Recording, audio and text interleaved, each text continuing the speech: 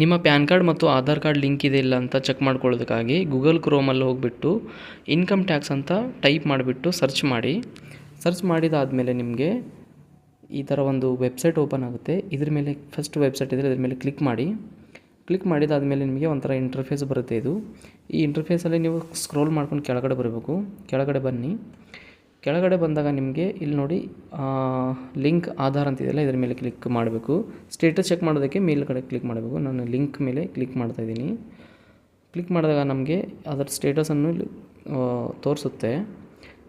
ತೋರಿಸೋಕ್ಕಿಂತ ಮುಂಚೆ ನೀವು ಡಿಸ್ಕ್ಲೈಮರ್ ಇದೆಲ್ಲ ಇದನ್ನು ಚೆನ್ನಾಗಿ ಓದ್ಕೊಂಬಿಡಿ ಒಂದು ಸಲ ಇನ್ಫಾರ್ಮೇಷನು. ಕೆಳಗಡೆ ಏನು ಮಾಡಬೇಕಂದ್ರೆ ನೀವು ಪ್ಯಾನ್ ಕಾರ್ಡ್ ನಂಬರು ಮತ್ತು ಆಧಾರ್ ಕಾರ್ಡ್ ನಂಬರನ್ನು ಎಂಟ್ರ್ ಮಾಡಬೇಕಾಗುತ್ತೆ.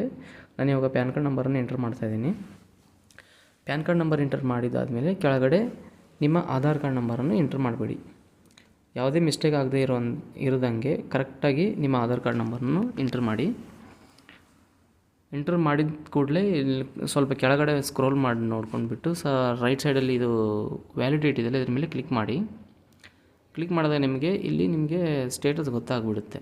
ನೋಡಿ ಏನಂತಂದರೆ your PAN card already linked ಅಂತ ತೋರಿಸಿದಲ್ಲ, ಅಂದರೆ ಆಲ್ರೆಡಿ ಲಿಂಕ್ ಇರೋದರಿಂದ ನನಗೆ ಈ ಥರ ತೋರಿಸ್ತಾ ಇದೆ.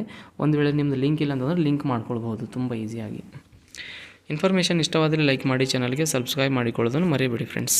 ಧನ್ಯವಾದಗಳು.